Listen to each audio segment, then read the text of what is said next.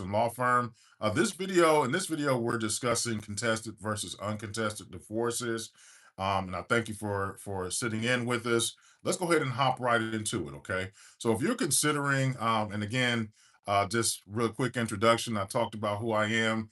I represent myself as well as Attorney Chelsea Wilkerson. We're a boutique law firm located here in the state of Georgia, specializing in divorce as well as family law and criminal defense. Okay. Thank you for joining again. This video is about contested versus uncontested divorce. Let me give you a quick roadmap of what we're going to address. Obviously, we're going to talk about contested and uncontested divorces. We're going to define what a contested divorce is versus an uncontested divorce. We're going to talk a little bit about whether or not you should think about representing yourself pro se, or whether you should retain an attorney in those instances in which maybe having an attorney is going to be helpful. And then we're going to provide just a few examples to you. And from there, we're going to talk a little bit about maybe what is the best course of action for you, given your situation, your expectations, as well as maybe what your household looks like. Okay. So that's the roadmap. Let's go ahead and dive right in. So if you're thinking about a divorce in Georgia, of course, you can always give us a call. Two numbers, 404-999-9529 and 478-845-1213. You can always hit that link in the bio. Should take you directly to our website. You can schedule a consultation, look at some blogs, review some information before you pull the trigger. So I invite you to do that. Okay. So one of the things you need to understand about divorce is whether or not you're filing contested or uncontested. Sometimes there's a little confusion about that.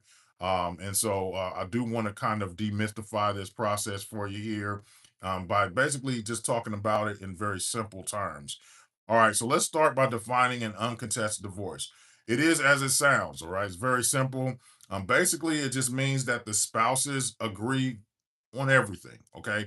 So, children, property, the parenting plan, whatever it is, division of debt, y'all agree 100% on everything, not 99 and a half, not 50%. You agree on everything. Okay, that is an uncontested divorce by definition. All right. So property division, child support, custody, as well as maybe alimony. Sometimes if there's going to be fees associated, right, it might be the filing fee, or if you had an attorney draft up the settlement agreement, maybe even attorney's fees, the division of debt, all that stuff is agreed on. Okay. So that means that there's going to be no major fighting in court. There's no showdown. All right. And so that is an uncontested divorce. It's a little different than perhaps what you've seen on the television or on social media, these knockdown, drag out fights, right? So that is not what an uncontested divorce is. Parties are amicable, at least for the sake of, basically finalizing the divorce, and then everybody goes on their merry way. All right, so let's talk about some of the pros of an uncontested divorce, and this is something that a lot of people like. Okay, one is the time involved, right? Usually, at least here in the state of Georgia, we're talking about maybe getting it done within 31 days. The courts do give you that cooling off period, which is great, because sometimes people reconcile, right? So sometimes folks file for divorce, they think about it, they reconsider, and they want to give it another shot. All right. So we have folks that have done that. Then we have folks who have come back to us after attempting to reconcile, and they have been unsuccessful. So no matter your situation, the state of Georgia has this built-in time for you to really stew on whether or not that's something that you want for yourself and for your spouse and family. All right. So it's faster. The other thing that people love the most is that it's cheaper. Okay, it's less expensive. One major reason it's less expensive because one, there are no attorneys involved, right? So we know that attorneys can make the process more expensive, and there's less litigation, and not necessarily because the attorneys aren't involved, but there's just less litigation because you agree on everything. There's nothing to fight over. All right. So that's number two. The other thing that is, I don't know, and this is no hierarchy here, but to me is probably more important than almost the other two, is that it's so much uh less stressful than a contested divorce. Okay. The stress, the stress will kill you alone, right?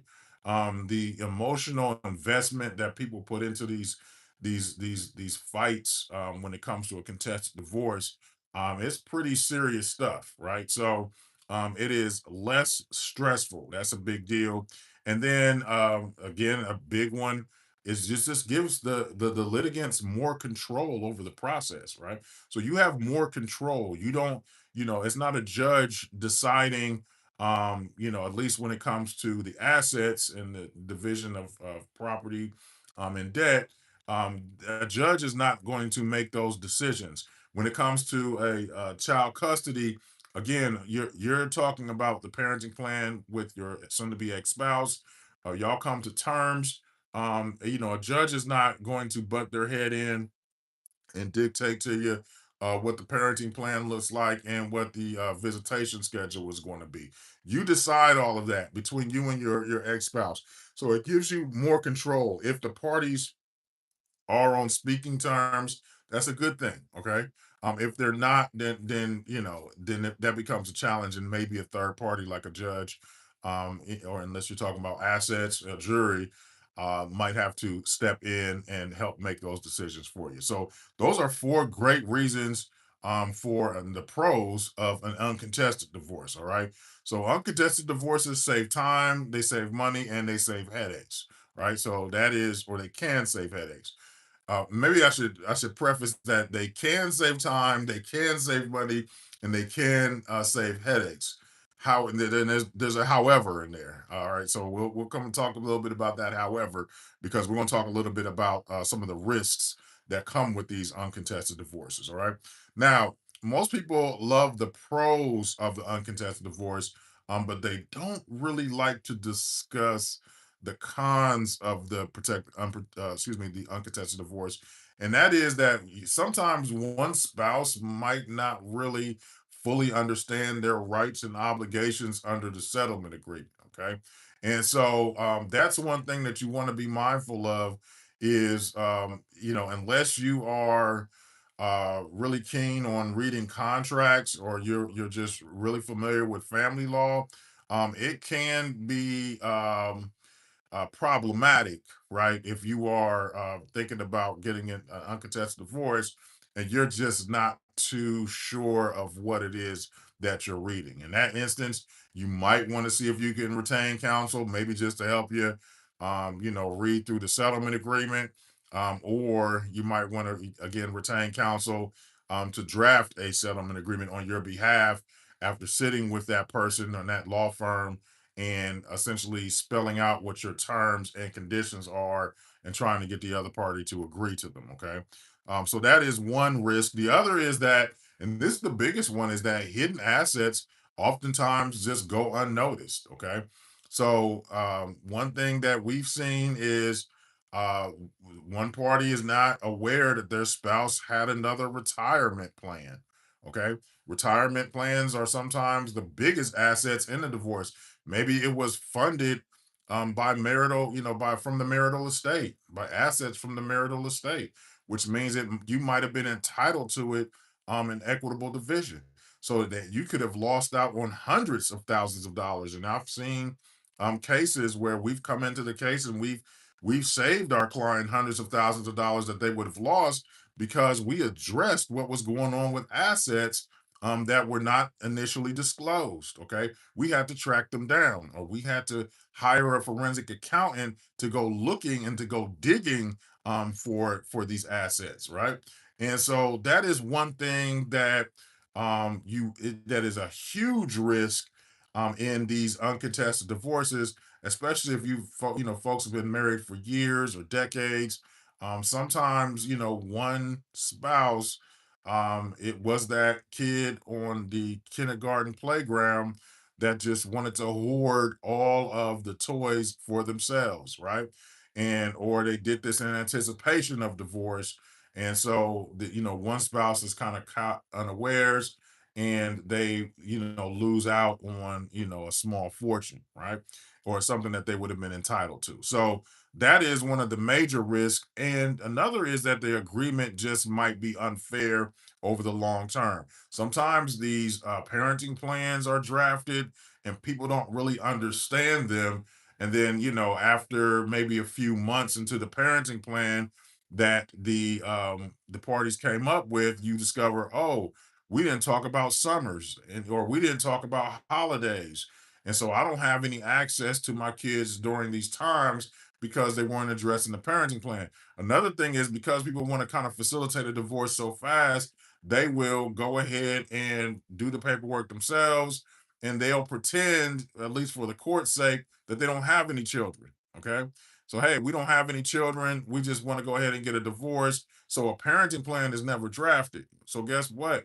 Now that you have moved on, romantically, your partner, and we see this all the time, has an issue with your minor child being around your new romantic partner, or your former partner did.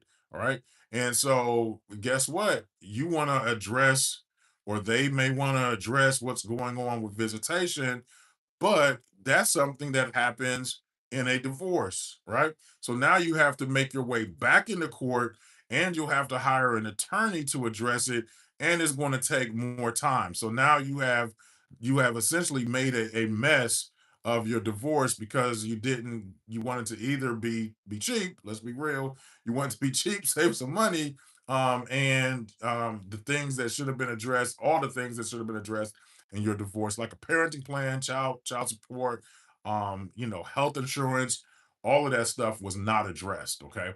And so that's the type of stuff that we see. Those are the risks in working these cases yourself if you're not aware of the potential pitfalls.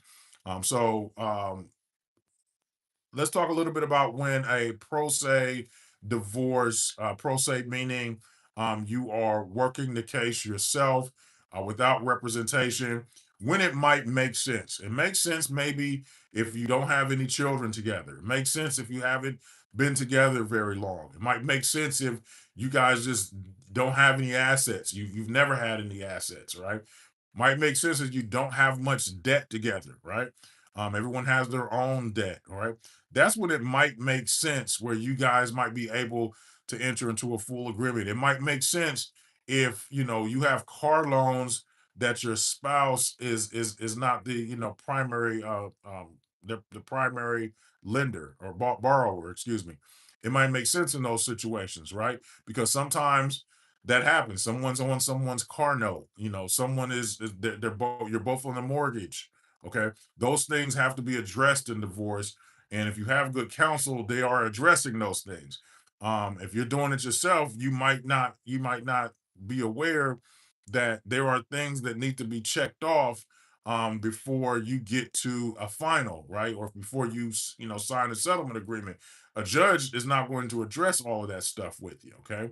Especially if you go to court in order to simplify the process, and you don't disclose that there are things that are unaddressed, okay, in your filing for divorce. So keep that in mind. These are it times when a pro se divorce might make more sense. I like them in situations, again, have been married maybe less than a couple years, no kids, no property, nothing to really divide.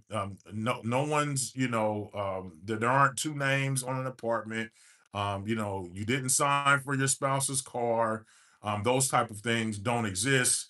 Then maybe a pro se, going for a pro se in an uncontested matter might make sense for you. Doesn't mean you shouldn't hire counsel. You should absolutely think about getting some consultations, but I can understand where it might make more sense for you. Okay.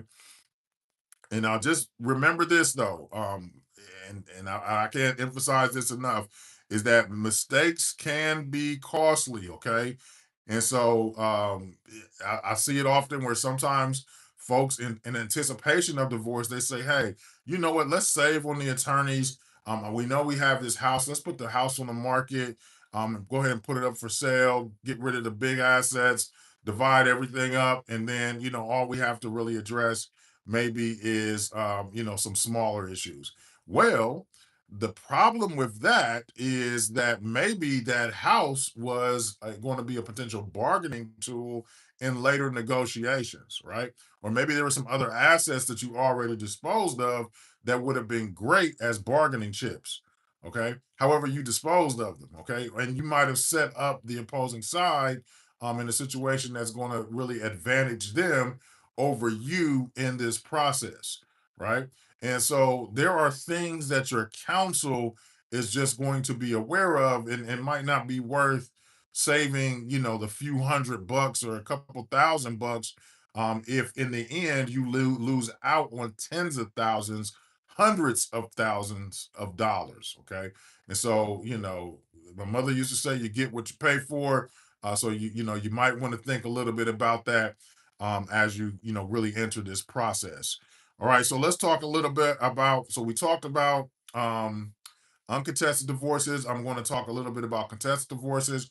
We talked a little bit about when it might be advisable to be pro se, and I'm going to talk a little bit about when it's advisable to think about maybe hiring an attorney. Okay, so a contested divorce is just like it sounds, when the spouses disagree on major issues, and that can be just one small major or one major issue, or it can be all the issues. Okay, frequently we handle high conflict divorces. Okay, that is where the spouses are essentially at each other's necks, and they disagree on a lot, almost everything. Okay, and so those are high conflict matters, in which basically there might be a lot of litigation, a lot of fighting. And so the common types of fights that we see are going to be over money, they're going to be over custody, they're going to be over property, maybe who stays in the home, who goes, and they might be over hidden assets.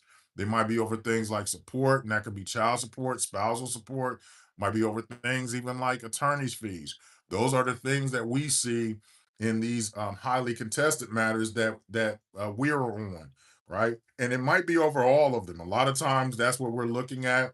We're looking at a battlefield and we are fighting on multiple fronts.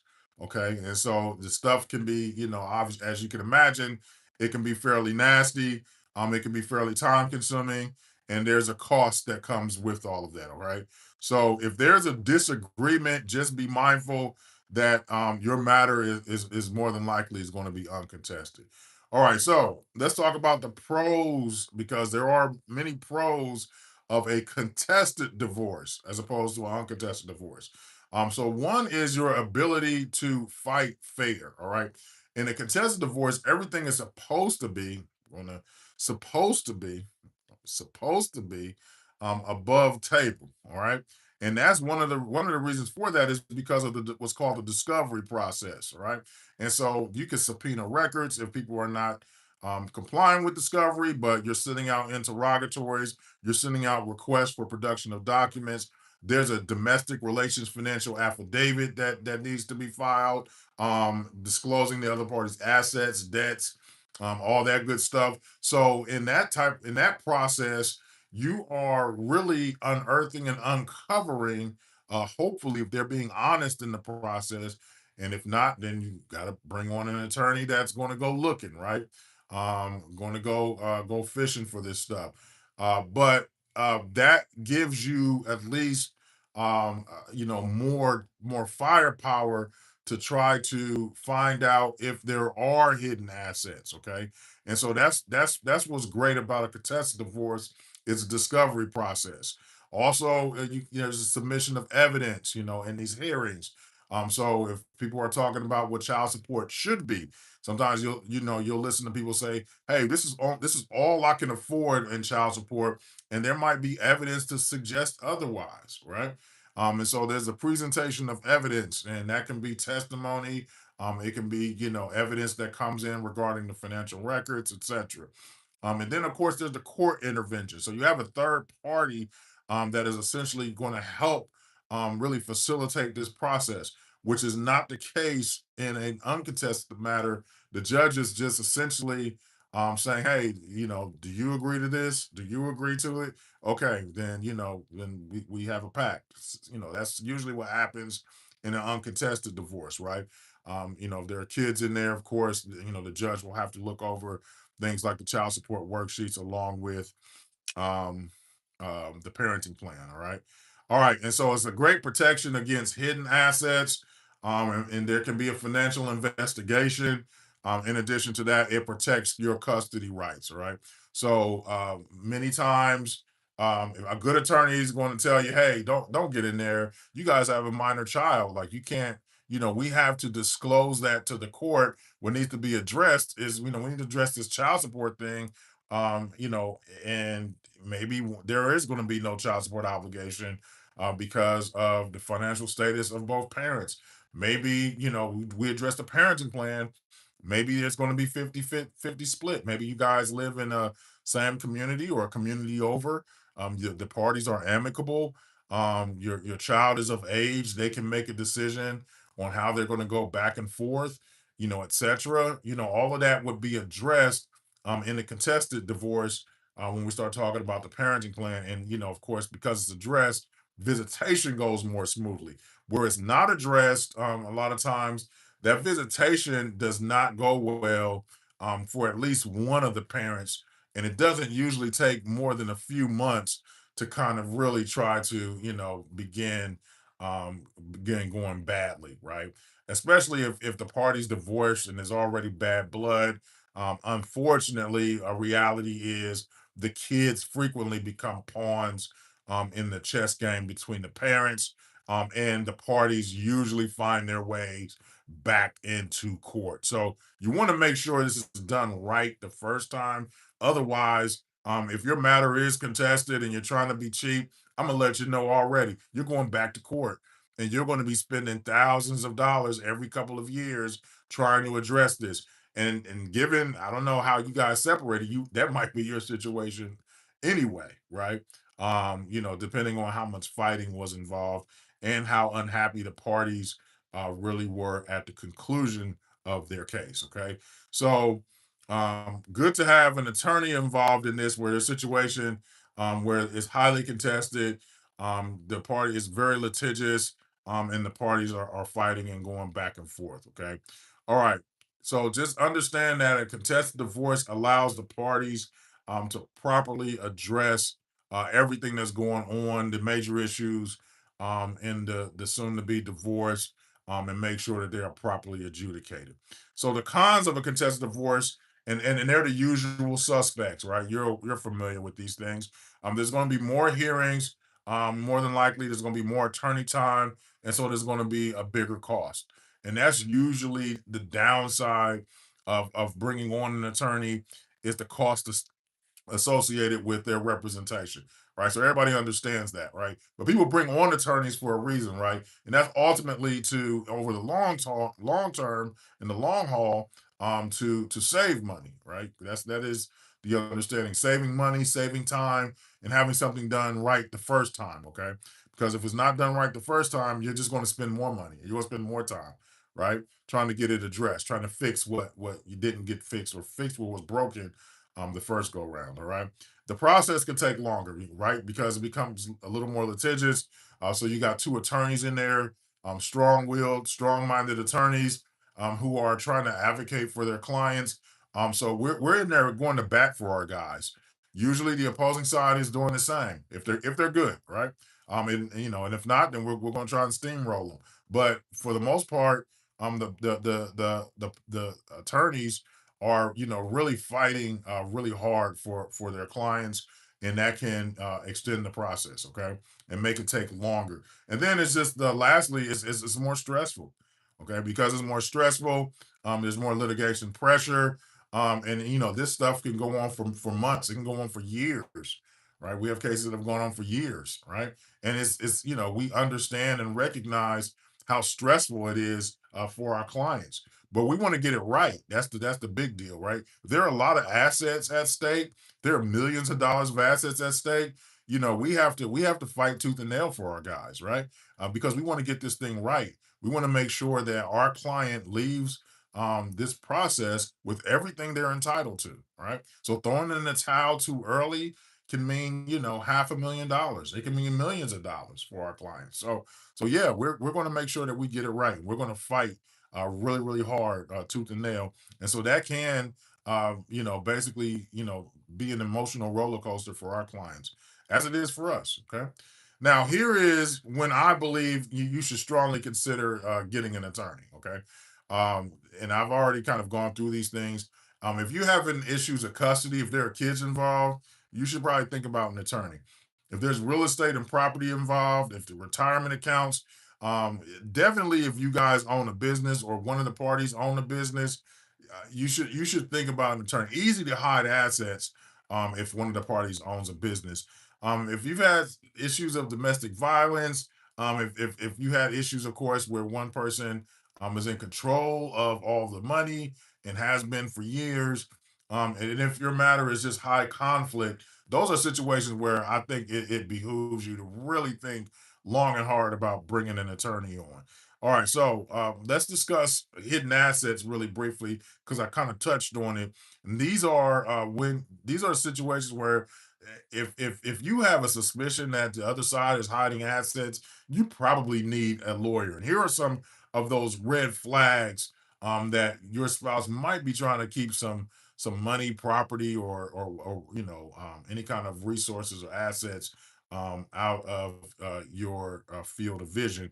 If you're locating missing documents, if you're finding, kind of these secret accounts or financial records that you weren't aware of, if your spouse has experienced a kind of a sudden drop in their income, there is a possibility that they are trying to hide assets from you in anticipation of divorce. Okay, so this is where a lawyer is going to be helpful. They're going to probably help uncover some of that, whatever is going on as a result of all that cloak and dagger from your spouse. So a lawyer can use the discovery process, as we already discussed. They can locate the bank records, and they can also retain a reputable forensic accountant. Okay, and so another reason to think about hiring an attorney is they're going to advocate for a fair parenting plan. All right, so I addressed that earlier. They're going to address that parenting plan. They're going to talk a little bit, look at that child support worksheets, make sure those are golden as well. So those are all the reasons why you should think about hiring a lawyer, right?